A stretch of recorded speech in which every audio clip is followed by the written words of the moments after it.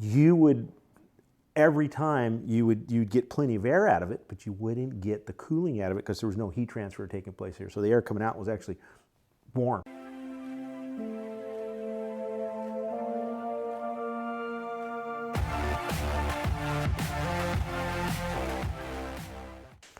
In the 90s, they came out with the all-style plenum coil. This was supposed to save time. The coil's situated inside here and it had ductboard on 3 sides, and you would cut your collars in and attach them here. Not until later, after they've installed thousands of these coils, did they find out they had an issue, because the heat transfer does not actually occur until about the first 10% of the coil is not used. There's no heat transfer taking place. The refrigerant hasn't boiled off yet and hasn't absorbed any heat.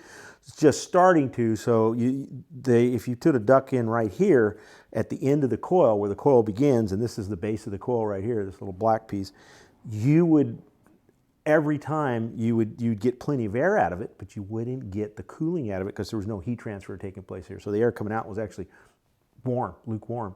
So people would complain and say, hey, I've got this room won't cool, and it was attached to this right here on the end of this end of the plenum. And so later on they found out, they actually started putting a piece of sheet metal in here, right here, about this spot here, to keep people from cutting in too close to the end of the coil. Pretty common thing. If you have this all-style coil in your attic, might be time to change it out. You might find you actually have better cooling when it's all said and done. All right, thanks for watching. Oh, by the way, please like and subscribe, and then that helps the algorithm if you add a comment or put a like on it, because it does tell them that you're watching them, and it'll help the algorithm so more people will see this stuff. All right, thanks for watching.